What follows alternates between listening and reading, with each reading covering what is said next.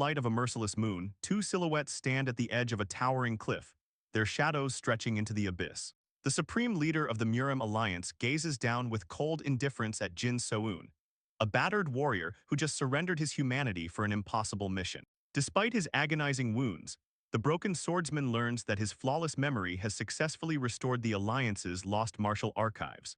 Yang So-ah, the so-called righteous leader, offers a sickeningly sweet smile of gratitude for this monumental sacrifice. Jin clutches his shattered arm and collapses to his knees, utterly bewildered that his reward for saving their legacy is a brutal betrayal. Fury ignites in the young disciple's eyes as he realizes the hypocritical masters intend to discard him like a rabid dog. The Alliance leader draws his blade with a chilling hiss, pragmatically deciding that a living, breathing library of world secrets is far too dangerous to keep around. The sharp tip of the sword aims directly at Jin's throat, ready to erase his existence under the pathetic guise of the greater good. A manic, blood-stained grin spreads across the dying warrior's face at the sheer absurdity of their righteous cause. Utterly perplexed by this defiance, the Alliance leader pauses, demanding to know what could possibly be so amusing about an imminent execution. Jin struggles to stand, mocking the cowardly faction for preaching about danger when they had already tucked their tails and fled from the demonic cult.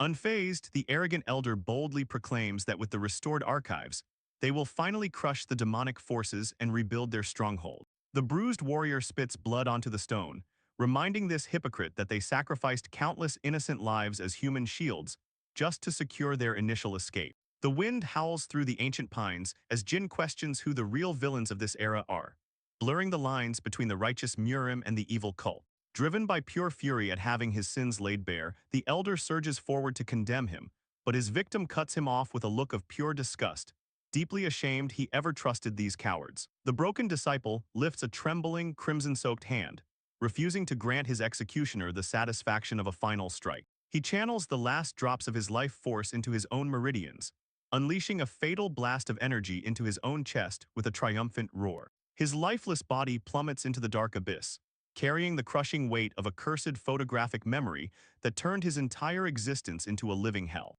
Decades of horrific memories flash before his fading consciousness, starting with the devastating war triggered by the ruthless demonic cult. Countless junior brothers from his weak sect were slaughtered in the mud, left behind as mere meat shields so the noble masters could run away. To save the remaining children, Jin accepted a desperate bargain to memorize thousands of esoteric texts, enduring endless psychological torture. Mangled at the bottom of the ravine, his fading spirit bitterly regrets wasting his life in dusty archives instead of honing a blade on the battlefield. As his vision darkens forever, he curses the heavens for granting him an eidetic memory instead of the internal energy needed to actually survive. Deep within the pooling blood, a cracked emerald bracelet, a worthless heirloom from his ruined sect that he wore out of pure spite, begins to pulse with an eerie energy. A blinding flash of jade light erupts from the artifact, bending the very fabric of time and space around his corpse. The suffocating darkness shatters, replaced by the warm kiss of sunlight as a deeply confused Jin awakens on a pristine stone floor. A blunt wooden training sword jabs unceremoniously into his skull, delivering an aggressive reality check like a hard reboot to his system. Fingers that were just mangled and dead instinctively tighten around the hilt of a wooden blade, feeling impossibly whole. Blood trickles down his forehead, yet the physical sensation of life surging through his veins is undeniably real. The reincarnated warrior clenches his jaw, screaming internally as the phantom pain of his gruesome death clashes violently with his current reality. He snaps his head up, finding himself surrounded by the young, unblemished faces of disciples he watched die decades ago. Total disbelief washes over his features as his perfect memory instantly recognizes the surrounding architecture. This peaceful courtyard is the T-Yule sect's training ground, standing exactly as it did before the fires of war consumed it. Two figures stand right in front of him. Junior sister Hong and Jianpao are completely alive and staring at him like he just lost his mind. Hot tears well up in the hardened veteran's eyes, overwhelmed by the impossible sight of his beloved, long-dead family. He discards all sense of dignity, his foot slamming against the stone tiles as he launches himself forward. The emotional veteran tackles the two teenagers into a crushing embrace, burying his face into their shoulders with desperate affection. Completely grossed out by this sudden emotional outburst, the pink-haired girl violently struggles to break free from his iron grip. Jianpao nervously sweats, wondering if their usually composed senior brother suffered a severe concussion during the spar. Whispers break out among the younger trainees, all utterly bewildered by this bizarre display of affection from their stoic leader. He ignores their protests, sobbing dramatically into their robes, convinced his mind is simply projecting a beautiful illusion before his soul crosses over. A warm, nostalgic smile graces his tear-stained face. Deciding that if this is just a dying hallucination, he plans to enjoy every single second of it. The chaotic reunion is momentarily halted by the confused and irritated banter of the bewildered teenagers trying to comprehend his nonsense. Nostalgia takes over as the battle-hardened veteran playfully pokes his junior sister's cheek, openly missing the endless nagging she used to subject him to. He then mercilessly pinches Giampaio's face, loudly lamenting about the days he had to wash the kids' bedwetting stains out of their blankets. Their heartfelt, albeit highly embarrassing reunion is rudely interrupted by a mocking sneer from the wealthy bully who originally knocked Jin down. The arrogant young master thrusts his wooden blade forward, threatening to mercilessly beat the younger kids if Jin refuses to resume their duel. This pompous brat is Chiaoyong, a talentless noble who practically bought his way into the sect using his family's massive merchant fortune. Back in his past life, Jin would have taken the beating in silence to secure the sect's funding, but this reincarnated soul simply tightens his grip around his wooden training sword. The veteran wipes the blood from his lip with a predatory grin, casually recalling the 42 different manual chapters he memorized specifically on how to shatter a human wrist. Enraged by this sudden shift in confidence, the spoiled noble grinds his teeth in humiliation. Propelled by pure ego, Chiaoyong recklessly charges forward, screaming curses at the man who dares to look down on him. The bully's footwork shifts into the opening stance of a brutal mercenary technique, designed solely to maim and cripple. It is the Three Glories sword, a vicious, unrefined style taught to him by a cutthroat ronin hired by his wealthy father. The wooden tip thrusts violently toward Jin's eyeball, an illegal and lethal move that once left him defenseless and severely injured. Gasps of horror erupt from the younger disciples as they brace themselves for the inevitable gruesome impact. Instead of freezing in terror, Jin casually tilts his head, parrying the strike with terrifying precision while his eyes effortlessly track the clumsy trajectory. Chiaoyong's eyes bulge out of his skull as his guaranteed critical hit glances harmlessly off a simple wooden stick. What this arrogant brat doesn't realize is that the man standing before him spent an entire lifetime locked away, obsessively studying every martial art known to humanity. Millions of esoteric forms, hidden techniques, and forbidden movements are permanently etched into his cursed eidetic memory. A brilliant azure light erupts within Jin's pupils as he effortlessly accesses this infinite mental armory. The physical world fades into a vast, mystical library of glowing scriptures, allowing his mind to project mathematical lines of force that instantly expose the glaring errors in his opponent's posture. Jin pinpoints the exact microscopic flaw in the bully's stance, narrowing his focus down to a singular, devastating counter. He steps firmly into the opening, his wooden blade cutting through the air with the phantom weight of a true steel edge.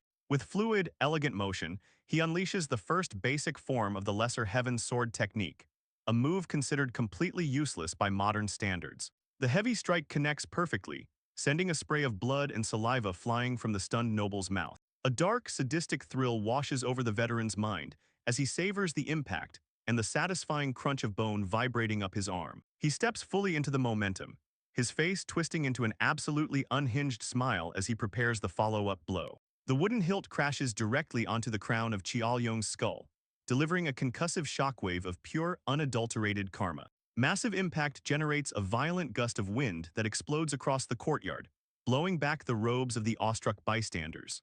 The spoiled noble staggers backward, left completely disoriented with blood pouring down his forehead from the blunt force trauma. Junior sister Hong and the other kids pale in sheer terror, instantly calculating the massive financial ruin this injury will bring upon their sect. Chiaoyong recovers from the initial shock and erupts into a violent tantrum, screaming in disbelief that he was humiliated by a beginner's form. He raises his sword with absolute murder in his eyes, preparing to strike down his superior with maximum lethal intent. But before his blade can even descend, his brain finally registers the massive concussion, and he faceplants spectacularly onto the cold stone floor. Silence hangs heavily over the training ground until a tiny gasp escapes one of the youngest initiates. The quiet courtyard instantly detonates into a massive uproar of cheering kids, celebrating the absolute downfall of their daily tormentor. Exhausted but victorious, the triumphant swordsman closes his eyes, finally at peace with his actions. Convinced that he has successfully resolved his only worldly regret,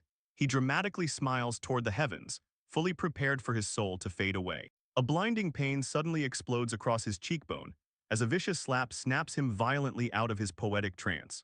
Junior sister Hong stands over him like an enraged demon, her fist trembling with the raw power of pure, unfiltered panic. Jin cradles his stinging face, listening in absolute horror as she furiously calculates that he just knocked out their entire food budget for the next decade. The sharp, searing pain of the slap shatters his illusions, sending a terrifying jolt of absolute reality straight into his newly restored brain. He staggers backward from the angry mob of his fellow disciples, the horrifying truth finally dawning on him. The pink-haired girl cracks her knuckles, entirely unsympathetic to his bizarre existential crisis. She brutally reminds him that thanks to this little stunt, the whole sect will be eating rocks for a month before delivering a spectacular, perfectly executed uppercut. Momentum carries the legendary librarian of the Murim Alliance through the air, causing him to crash heavily onto the training ground, out cold before he even hits the dirt. As his soul comically threatens to leave his physical form like a bad internet connection dropping, Jin So-eun realizes he hasn't just dreamt of the past. He is about to live it all over again. Rows of worn wooden apothecary drawers stand in quiet stillness, a stark contrast to the absolute chaos currently unfolding in the young warrior's mind. Jin slowly opens his eyes on a stiff infirmary bed, realizing that despite knowing 14,000 ways to kill a man with a needle, he can't even apply a bandage without it looking like a bulky diaper. He stretches his aching limbs across the mattress, using this quiet solitude to mentally piece together the sheer absurdity of his situation. Vivid nightmares of the demonic cult's tattered battle, standard violently snapping in the wind, still haunt his waking thoughts. The devastating image of the Murim Alliance utterly annihilated, their broken swords marking the graves of his fallen brothers, burns deeply into his psyche. To prevent that exact massacre, his past self desperately locked his youth away in a dusty archive, sacrificing his humanity to memorize millions of characters. Endless nights were spent bleeding over ancient scriptures, transforming his brain into a cursed living database. His obsession drove him to swear an oath to consume every single martial document in existence, no matter the psychological toll. Yet all that grueling dedication ended with him pathetically begging on his knees, pleading with the Alliance leader to spare his junior disciples. That very same flawless memory ultimately led to his execution, forcing the librarian to pierce his own heart rather than surrender his secrets to cowards. But instead of the cold embrace of death, he inexplicably woke up decades in the past, immediately thrashing a spoiled noble with a wooden training stick. That impossible victory was only achieved because his mind retained the holographic blueprints of every martial art form ever recorded. A simple flex of his willpower ignited an azure light in his pupils, transforming his vision into an analytical combat engine. With a single, perfectly calculated strike of a beginner's technique, he knocked the arrogant Qiaoyong out cold on the courtyard tiles. The reincarnated swordsman scratches his cheek in sheer bewilderment, struggling to comprehend what kind of divine intervention caused this temporal anomaly. His gaze slowly drifts down to his wrist, locking onto the cracked emerald surface of the blue dragon bracelet. He lifts the cursed relic toward the light, deducing that this spoil of war from the demonic cult's guardian king must be the actual catalyst for his second chance. Quiet contemplation is abruptly shattered by the muffled sound of aggressive shouting echoing from the courtyard outside. An infuriated, heavily jeweled nobleman is currently aiming a fat finger at junior sister Hong, demanding immediate retribution for his son's bruised ego. The imposing shadow of Jai Yonseok, the wealthy leader of the Jairyang merchant group, looms menacingly against the sliding paper doors. Spit flies from his lips as he bellows for the sect leader to brutally reprimand the insolent brat who dared to lay a hand on his precious heir. Jin casually steps out of bed and walks toward the commotion, his expression hardening as he listens to the man's pompous demands. A grim montage of his sect's gruesome future annihilation flashes through his mind, cementing his resolve to never let these weak-willed politicians dictate their fate again. He bites down on the wooden splint with enough force to cleanly snap it in half, his patience with these fragile aristocrats officially exhausted. With a slow stretch toward the ceiling, the veteran rolls his shoulders until his joints pop with satisfying, violent cracks. The young warrior calmly wraps the broken piece of wood into the hilt of his training blade, preparing for a distinctly different kind of negotiation. A predatory smirk slithers across his face as he resolves to treat this so-called master like a toddler throwing a tantrum. Out in the courtyard, the arrogant merchant scoffs, generously offering to let the assault slide this one time if the sect begs for forgiveness. His grand speech is immediately interrupted by the soft thud of boots, landing lightly on the clay roof tiles directly above him. Jin leans over the eaves with a sickeningly sweet smile, cheerfully introducing himself as the lowly bumpkin responsible for the assault. He casually perches on the edge of the roof, warning the fat noble to be careful with that aggressively pointed finger, as it might be the most exercise he's had all year. Recognition instantly sparks a vein in the nobleman's forehead, his face twisting into a furious snarl as he glares at the boy. The veteran simply sighs, visibly exhausted by the man's drama while pointing out that he and Qiaoyong are practically the exact same age. This shockingly informal tone completely derails the merchant's aggressive momentum, leaving him staring up in absolute confusion. Jin brings his hands together in mock prayer, sarcastically apologizing for making such a massive fuss over a standard sparring accident. Infuriated by the sarcasm, the fat noble screams that using a cowardly trick to split his son's head open is not a simple accident. The unimpressed swordsman digs a pinky into his ear, smoothly reminding the hypocrite about the dozen junior disciples currently hospitalized from Qiaoyong's brutal beatings. Through the gaps in his fingers, Jin ruthlessly mocks the merchant's delusional dream, stating the only thing his son would master at the academy is the art of being a professional punching bag. The deeply insulted father completely loses his mind, lunging forward with a guttural roar while his panicking servant desperately tries to hold him back. He violently threatens to sever all financial ties, fully expecting the impoverished sect to immediately crumble without his family's gold. Instead of trembling in fear, the young warrior tilts his head, quietly repeating the word responsibility with a dangerous edge. Yeonseok throws his head back in arrogant laughter, boasting that his massive wealth could easily secure an alliance with any other major faction. What the merchant fails to grasp is the deep-rooted political hierarchy, where only an official member of the 108 Peaks holds true influence. The Murim Academy enforces a strict quota, granting each of these recognized sects exactly one special admission slot to bypass the grueling entrance exams. Qiaoyong, being nothing more than a rich merchant's son with zero noble martial lineage, never actually possessed the right to attend.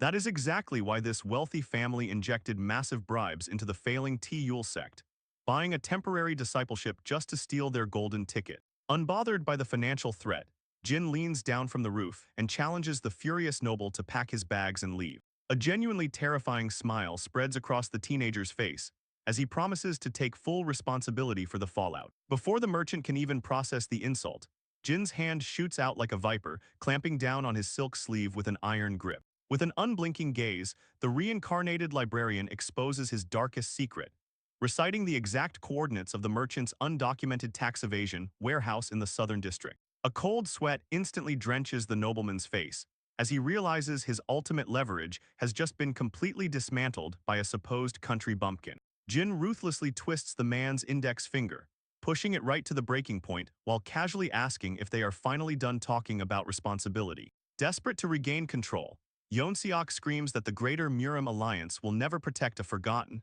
third-rate organization like T-Yul. The young swordsman closes the distance, his darkened expression completely erasing any remaining illusion of a peaceful resolution. He leans in and whispers a chilling reality check, reminding the fat merchant that T-Yul is the only desperate sect willing to sell them a future. Absolute terror violently dilates the noble's pupil, as the sheer weight of Jin's blood-soaked aura crashes down upon him. His expensive silk boots awkwardly stumble backward across the stone tiles, desperately trying to put distance between himself and this monster. Jin stands tall, officially declaring that begging for the protection of others is a path meant only for the weak. Utterly humiliated and driven by pure rage, the merchant snaps, throwing a wild, desperate haymaker right at the teenager's face. The veteran's azure eyes coldly track the pathetic strike, his mind shifting into the profound philosophical enlightenment he gained from dying once before. However, despite this epic inner monologue, his brain completely short-circuits as he realizes he actually has absolutely zero grand plan for the immediate future.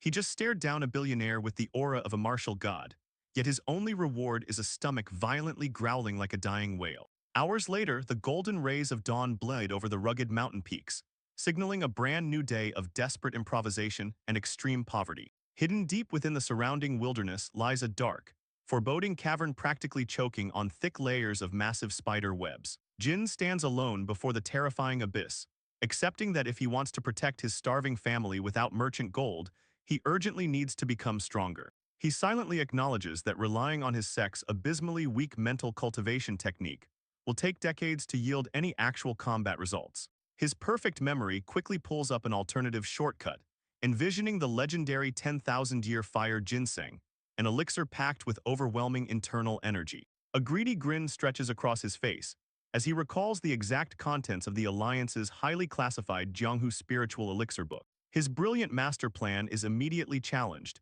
when a massive, horrific spider with a disturbingly human face drops from the cavern ceiling directly in his path. Unfazed by the horrifying monstrosity blocking his treasure, Jin's eyes narrow in deadpan concentration. He channels his limited chi into his wooden blade, launching himself forward to execute Plan A, the highly elegant small heaven sword technique. The attack connects with a pathetic thud, harmlessly bouncing off the arachnid's armored carapace to his utter, comical disappointment. Aware that fancy techniques mean nothing without raw power, he instantly abandons martial arts and violently shoves his wooden stick into a nearby campfire. Armed with a blazing makeshift torch, the so-called genius of the Murim Alliance embraces Plan B: burn everything and scream like a maniac. He swings the raging fire directly into the monster's sticky domain, rapidly igniting the thick webbing across the entire cavern floor. Disgusted by the limitations of elegance, the swordsman decides that absolute destruction is a far superior tactic. The hideous human-faced spider screeches in agony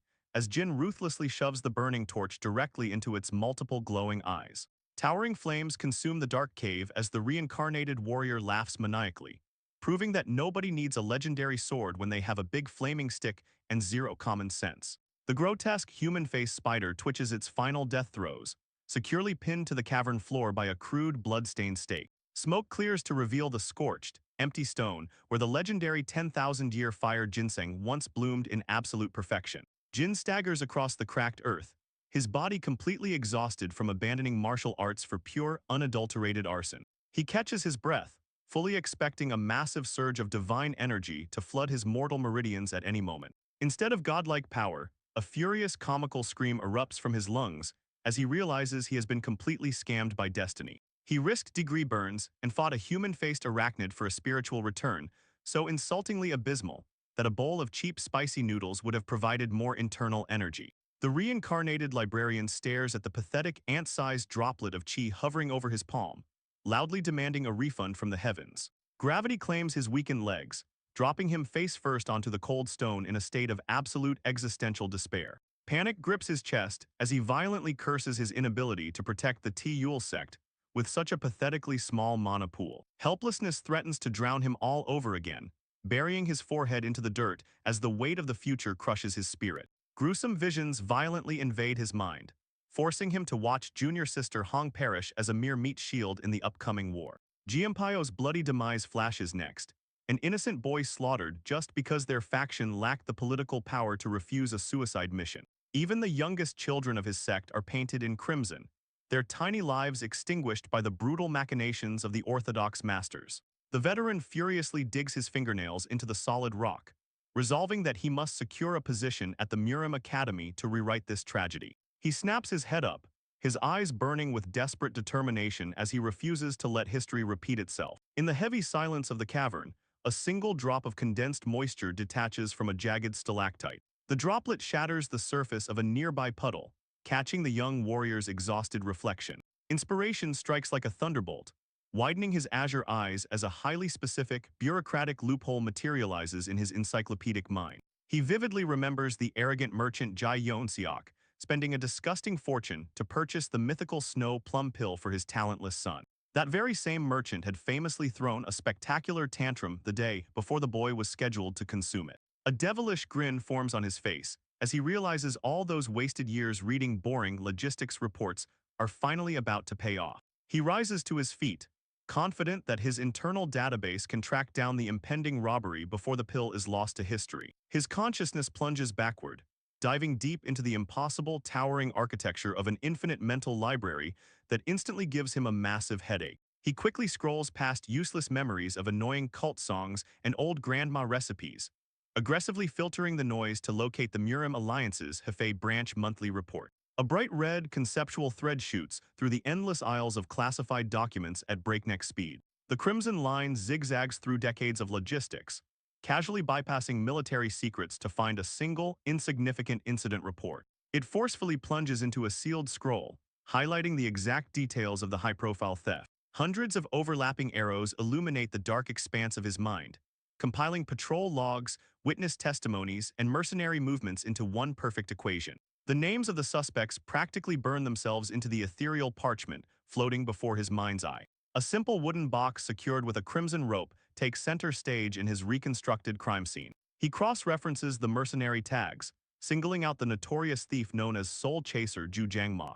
The veteran claps his hands together, instantly snapping out of his meditative trance with the entire heist flawlessly mapped out. He offers a brief, sarcastic prayer of thanks to the cruel heavens, fully prepared to prove exactly how dangerous a desperate bookworm can truly be. A maniacal, greedy expression twists his features as he gleefully declares his intention to hijack the robbery and claim the treasure for himself. Before he can even take a step toward his new prize, the cracked jade on his wrist violently pulses with life. The swordsman stumbles backward, irritably telling the ancient artifact to stop vibrating while he is trying to have a menacing villain moment. He raises his arm, watching the cursed relic react independently to the lingering demonic energy saturating the cavern. Thick black smoke erupts from the spider's carcass, swirling violently before being forcefully sucked into the glowing jade. Dark tendrils of pure malice whip through the air, completely enveloping the young warrior in a terrifying vortex of corrupted mana. Panic flashes across his face as he realizes the relic is extracting the wicked core directly from the beast's remains.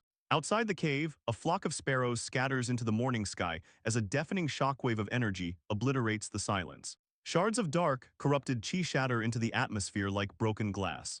Deep within the epicenter, Jin kneels on the spider's husk, his fragile mortal vessel radiating a terrifying, shadowy aura. The dark mist violently funnels into his meridians, threatening to tear his body apart from the inside out. But instead of exploding, his pupil violently contracts, glowing with the pure, unyielding azure light of his sex cultivation. He bursts into manic laughter, staring in absolute awe as the bracelet refines the demonic corruption into pure, crackling blue lightning around his fist. A triumphant memory flashes back to the blood-soaked battlefield, where he originally claimed this relic from a demonic cult king. His boots plant firmly on the cavern floor, anchoring his newly empowered physique. He unleashes a devastating straight punch, generating a massive, localized hurricane that completely shatters the surrounding stalagmites.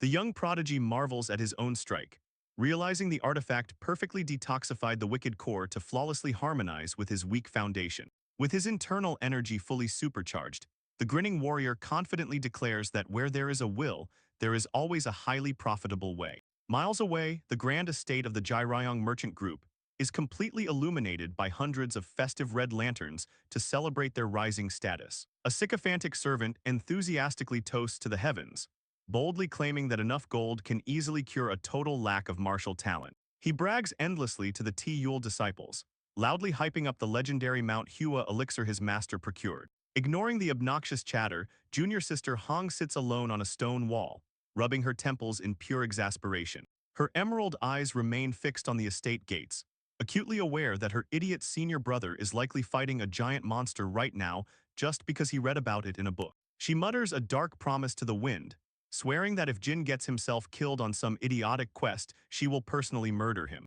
In the original timeline, her beloved senior brother had quietly packed his bags and abandoned the sect just to protect them from the merchant's wrath. The pink-haired girl violently coughs to clear her throat, refusing to let her underlying worry show in front of the younger disciples. Her melancholic thoughts are instantly derailed when little Jianpao practically tackles the bragging servant to the floor. The young boy proudly presents a massive plate of stolen banquet meat, treating the roasted ribs like a highly sacred national treasure. A genuine smile breaks across Hong's face as the rest of the children gather around her, thoroughly ignoring the groaning man they just trampled. The bruised lackey aggressively dusts off his yellow robes, storming away while swearing violent revenge on the feral brats. Unbothered by the threat, the young woman gently urges her starving juniors to eat, knowing they barely survived on a single meal yesterday. She affectionately pats Jianpao's head, stepping fully into her role as the sect's reliable older sister. The children immediately point out her transparent mood swings, teasing her for being unusually quiet whenever senior brother Jin goes missing. Her face instantly flushes crimson, aggressively stammering a loud denial as she glares at the giggling kids. Jianpao raises a plate of untouched dumplings, innocently suggesting they save the best portions since their absent leader absolutely loves meat. Touched by this pure display of loyalty, a soft maternal warmth returns to her expression. But to maintain her tough facade, she violently shoves an entire dumpling into her mouth, chewing with comically aggressive force. She points a threatening finger at the kids, warning them that if they don't eat immediately, she will personally devour the entire buffet. Absolute panic seizes the younger disciples, prompting them to furiously shovel meat into their mouths to protect their precious loot. Hong bursts into boisterous laughter at the chaotic scene, deeply hoping that wherever Jin is, he is at least eating well too. The sun officially dips below the horizon, casting a vibrant, fiery glow against the merchant estate's roof as night takes over. A serene full moon watches silently over the extravagant red lanterns swaying in the evening breeze. From the highest balcony, Merchant Jai Yonseok raises his porcelain cup, giving a pompous speech to his gathered guests, completely unaware of his impending ruin. Hidden away in a seedy tavern, two shady mercenaries clink their cups together, quietly celebrating a highly lucrative illegal job well done. But out in the treacherous wilderness, silent footsteps crackle against the clay tiles of an abandoned shrine. A masked thief launches himself through the moonlit canopy, moving with the terrifying agility of a high-ranking assassin. Zhu Jiangmok, the infamous soul chaser, kicks off a thick branch with a triumphant, sinister chuckle echoing beneath his mask. He pulls down his face covering and openly gloats, thoroughly unimpressed by the supposedly impenetrable security of the Jairayong merchant group. He pops open the stolen velvet box, revealing the perfectly spherical, pink-glowing snow plum pill resting inside. Trembling with pure greed, the mercenary prepares to devour the legendary treasure that will exponentially boost his internal energy. He arrogantly declares that this single pill will allow him to master a divine palm technique, completely oblivious to the dark silhouette crouching in the bushes right behind him. An overwhelming, murderous intent suddenly spikes the thief's spine, forcing him to draw his blade with panicked desperation. It is far too late. With a sickening thud, his severed head bounces across the forest floor as Jin gracefully lands behind the collapsing corpse. A blood-spattered hand casually reaches down, politely apologizing to the corpse as it snatches the velvet box right back. The reincarnated librarian openly mocks the dead man's grand ambitions, ruthlessly deciding to use this priceless divine pill to pay his sex rent and maybe buy a very large chicken. Blood drips from the ornate velvet box as a blood-stained hand politely apologizes to the decapitated corpse beneath it. With ruthless pragmatism, the reincarnated librarian clutches his stolen prize, declaring that he simply needs this divine pill far more than a dead man. This precise murder didn't happen by chance. It was meticulously prepared days earlier inside a dimly lit hunting shop lined with heavy-duty steel traps. Rows of crimson recurve bows decorate the rustic walls, promising silent violence to anyone willing to pay the right price. Behind the counter, a burly, battle-scarred merchant stands proudly beneath a massive bearskin pelt. Sudden movement catches his eye, prompting the tough shopkeeper to dart his gaze toward the sliding wooden doors. Heavy footsteps echo through the quiet room as a lone customer steps out from the shadows, claiming he heard this specific dealer handles hard-to-find goods. Jin leans casually against the doorframe, flashing a dangerous smile while specifically requesting equipment designed to catch human beings. Clearly entertained by the dark request, the merchant violently slams his hunting knife into the wooden table. He boasts about his 37 years of intuition, proudly claiming his shop can supply tools to snare anything from a tiny rabbit to a mountain bear. A heavy sack of silver coins crashes onto the floorboards, completely bypassing any moral objections the dealer might have harbored. Caught in the reflection of a serrated steel jaw, the young warrior's face perfectly matches his newfound, ruthless methodology. Maniacal laughter bursts from the teenager's lungs as he demands modifications strong enough to instantly send an unlucky target straight to the afterlife. Sweat suddenly rolls down the tough shopkeeper's face, realizing he might be dealing with an absolute, unhinged psychopath. Fast forward to the night of the heist, where a lethal blade slices through the moonlit forest to effortlessly end the life of the notorious soul chaser. A smug, blue-haired swordsman wipes blood from his chin, mocking the famous thief for dying so pathetically easily. Consumed by pure avarice, the treacherous rogue shows absolutely zero remorse for murdering his underworld rival. Heavy boots crunch against the grass behind him, announcing the arrival of his equally treacherous accomplice. The bearded brute rests his massive sword on his shoulder, chuckling darkly at how effortlessly they just stole a fortune. A carved wooden tag dangles from his hip, clearly identifying these opportunistic killers as members of Mount Kangshan's Five Swords. Pragmatism takes over as the blue-haired assassin suggests they dispose of the corpse immediately to delay any unwanted investigation. His massive partner eagerly agrees, yet insists they take a quick, satisfying peek at their newly acquired divine treasure first. The ornate velvet box pops open, bathing their eager faces in a mesmerizing, pale pink aura. Both killers smile like men who just beat the system, completely oblivious to the dark-clad teenager silently materializing right behind them. A masked Jin So-eun leans in close, shattering their momentary victory with his sudden, terrifying presence.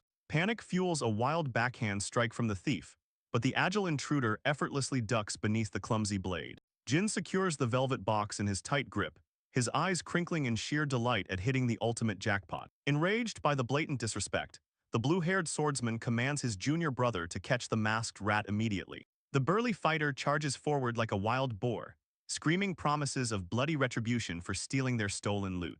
Unfazed by the threat, the masked teenager sprints through the dense forest, loudly mocking the pure hypocrisy of their outrage. He weaves effortlessly between the towering tree trunks, intentionally leading his furious pursuers deeper into the treacherous woods.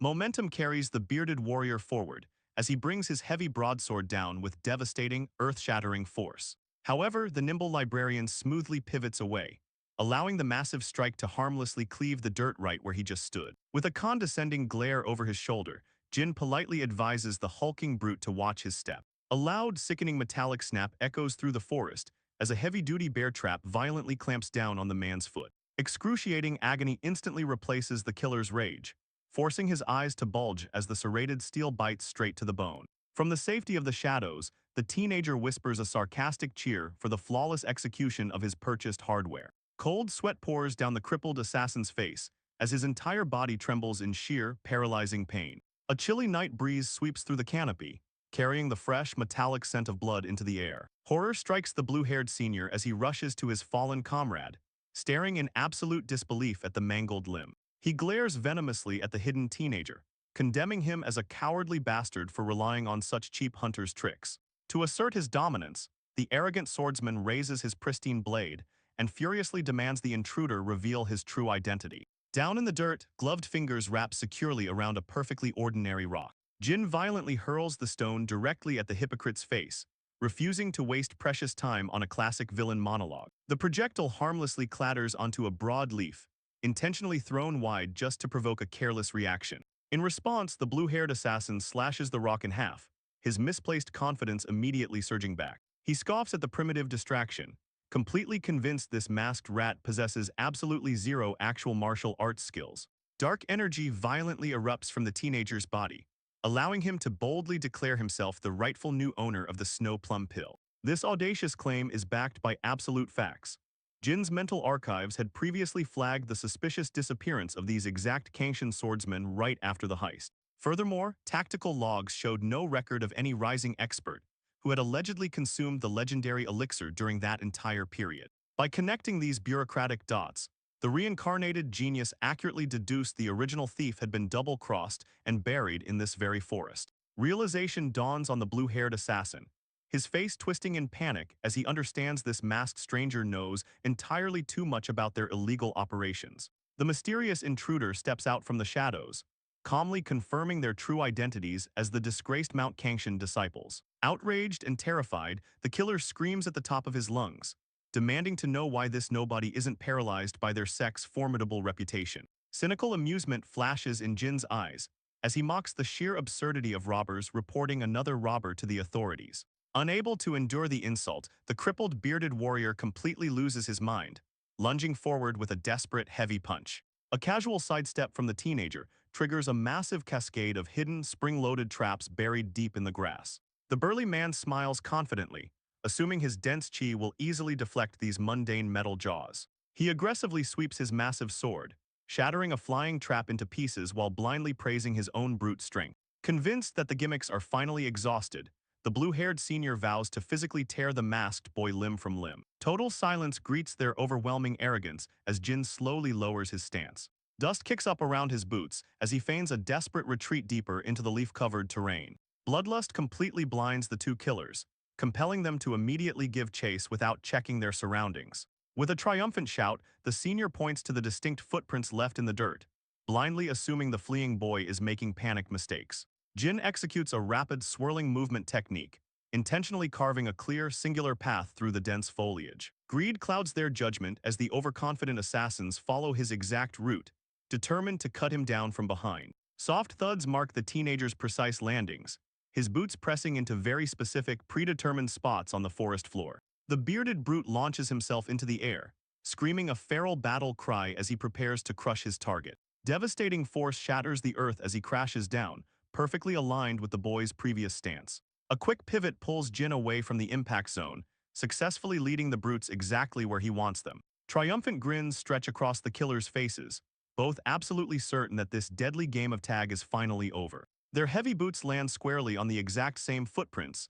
the masked boy had just created moments prior. Azure light sparks within Jin's eyes as the final, fatal piece of his puzzle falls into place. Unsuspecting weight presses firmly into the disturbed leaves, triggering the hidden mechanisms below. Beneath the black cloth, a cruel, highly satisfied smile curves across the librarian's face. A violent symphony of metallic snaps echoes through the clearing, as multiple heavy-duty bear traps erupt from the earth simultaneously. Nightmarish screams pierce the night as both men collapse to the ground, their limbs brutally mangled by the merciless steel jaws. Footsteps crunch softly as Jin approaches the writhing bodies, genuinely praising the assassins for figuring out the very first layer of his strategy. His mind visualizes the glowing, intricate grid of overlapping traps he had meticulously buried hours before the fight even started. Blood spills from the blue-haired assassin's lips as he struggles to comprehend how anyone could navigate such a dense, invisible minefield. The masked teenager towers over his defeated enemies, radiating the chilling superiority of absolute, unyielding knowledge. He calmly draws his blade, letting the cold steel gleam under the pale moonlight. Pragmatism dictates his final words, explaining that his cursed eidetic memory allowed him to memorize the exact coordinates of every single trap down to the millimeter. Crimson violently splatters across the dark forest as he efficiently executes the two hypocrites without a single shred of hesitation. Fast forward to the next morning, where bright sunlight bathes the luxurious headquarters of the Murim Alliance's Hefei branch. Inside an elegant terum, warm, fragrant steam rises gently from a delicate porcelain cup. Juge Somyong, the Alliance's chief strategist, takes a calculated sip while discussing the shifting power dynamics of the 108 peaks. Directly across from him sits Namgung T1, a highly influential elder from the legendary Namgung noble clan. Shadows stretch across the wooden floor as the two masters engage in a quiet, high-stakes political discussion about replacing an underperforming sect. The strategist lowers his cup, calmly asking if the elder is referring to the rapidly expanding Cheolgeum faction. A warm, entirely fake smile spreads across Namgung's face as he smoothly deflects the question, politely asking if the premium tea leaves suit the strategist's taste. Golden liquid swirls in the cup as Yuge firmly reminds the elder that a recognized peak cannot simply be replaced without undeniable proof of a grave sin. Tension thickens the air when the chief strategist narrows his eyes, demanding to know if the failing Taeyul sect has committed such an offense. Namgung pauses deliberately, letting the dramatic silence hang over the table before finally lowering his drink. He places the porcelain gently on the saucer, effectively dropping a carefully constructed political bombshell into the conversation. That manipulative, sinister smile returns as the elder formally accuses the impoverished Taeyul sect of abusing their prestigious privileges to satisfy their own illegal greed. Juge Somyong sets his cup down, silently processing the venomous accusation regarding the Taeyul sect. Namgung T1 flashes a predatory grin, spinning a fabricated narrative of selfish greed to justify destroying a founding faction. Outside, a solitary magpie observes the grand pavilion, blissfully unaware of the vicious political maneuvering occurring within. The chief strategist remains completely silent, his sharp mind calculating the hidden motives behind this sudden character assassination. Aware that his ambition might be a little too transparent, the Namgung elder waves his hands in a pathetic display of mock innocence. He desperately backpedals, claiming he has absolutely no intention of squeezing a rival faction into the prestigious 108 peaks. To mask his true agenda, the manipulative master pours another cup of tea while invoking the sacred history of their alliance. Golden liquid fills the porcelain as he laments the fading honor of those who bled for their cause during the Great Wars. The old snake theatrically offers the fresh brew, swearing that watching the Taeyul sect tarnish that legacy breaks his righteous heart. Miles away from this political theater, the quiet courtyard of a cheap inn rests under the tranquil midnight sky. Deep within a rented room, intense blue flames of pure internal energy violently lick across Jin Soon's sweat-drenched face. He forces his breathing to stabilize, enduring the excruciating process of integrating the snow plum pill's massive power. Searing heat threatens to melt his meridians, yet his glowing azure pupil remains locked in a state of unyielding concentration. The shirtless warrior sits perfectly still in lotus position, allowing the purified demonic aura to completely overwrite his frail foundation. He tightly clenches his fist, marveling at the sheer, intoxicating density of chi coursing through his newly reconstructed veins. A triumphant laugh escapes his lips as a swirling orb of raw power manifests over his stomach, instantly surpassing the absolute limits of his entire past life. The heavy thud of combat boots descending a wooden staircase shatters the inn's early morning silence. With a swift motion, the reinvigorated swordsman throws on his outer robe and politely rouses a deeply exhausted waitress slumped over a dining table. The poor girl nearly leaps out of her skin, utterly bewildered to finally see the eccentric young master who had locked himself away for days.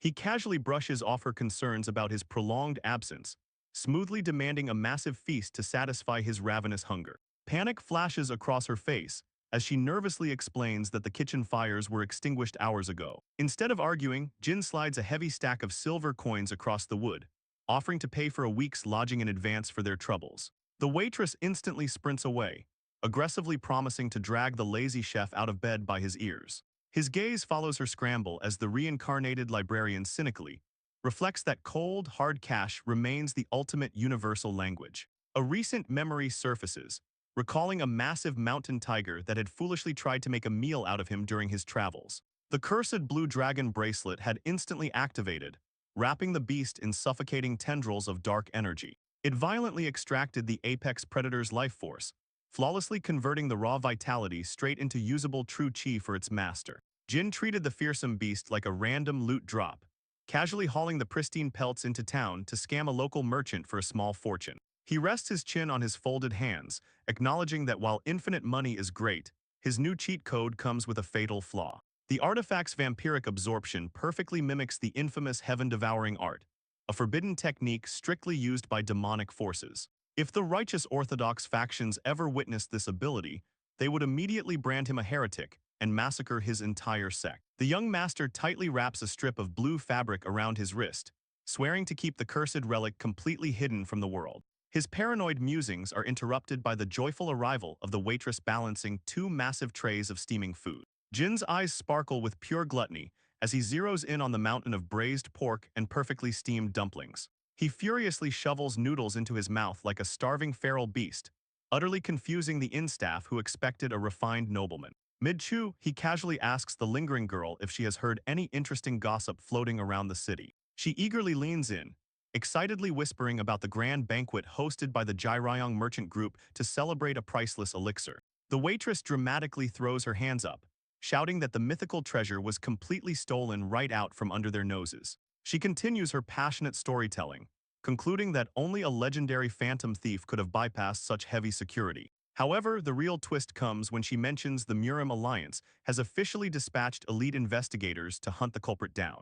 Jin violently chokes on his noodles, desperately waving off the panicking waitress while trying to clear his burning lungs. Cold sweat instantly drenches his collar as he intensely interrogates her about whether the investigators actually found any solid leads. His heart hammers against his ribs, absolutely horrified by the possibility that the Alliance might have actually captured someone. If the authorities proudly paraded a caught thief, it would mean some poor innocent bastard was currently being tortured for his own perfectly executed crime. Innocently, the girl adds that the trail went completely cold, instantly causing the guilty swordsman to exhale the loudest sigh of relief in human history. She happily pivots the conversation, mentioning that while the merchants canceled their party, another massive banquet is right around the corner. Those two words, Iron Sword Sect, drop from her lips, striking Jin's ears with the concussive force of a physical blow. Completely oblivious, the gossiping waitress cheerfully hypes up the upcoming celebration for the sect leader's 60th birthday, while ignoring the absolute horror melting her customer's face. All background noise fades from the lively tavern as the reincarnated warrior stares blankly at the table, paralyzed by a dark realization. A phantom sensation of cold stone smashing against his face violently drags his consciousness back into his darkest, most pathetic memory. He is forced to relive the exact moment his proud, unyielding father was humiliated before the entire Orthodox elite. His proud father pressed his forehead against the floorboards, desperately begging for forgiveness from the arrogant Iron Sword sect leader just to save his son's life. Bound by guards, a younger Jin screamed in pure, unadulterated agony while being forced to watch his family's dignity shatter. That specific image of his own trembling, powerless fist remains permanently burned into his soul like a physical brand. Back in the present, the young warrior sits motionless in the quiet inn, his back rigid as the weight of impending history crashes down upon his shoulders. He abruptly stands up, abruptly thanking the startled waitress for the meal before she can even process his sudden mood swing. Determined, Boots stride toward the exit, completely ignoring her confused attempts to call him back. Blinding sunlight washes over him as he kicks the tavern doors open, his coat billowing in the wind as he marches toward his inevitable destiny. He remembers exactly why his father was forced to grovel. During a supposed friendly exhibition match, a massive broadsword had descended toward his skull with killing intent. That massive weapon belonged to the Iron Sword Sect's golden grandson,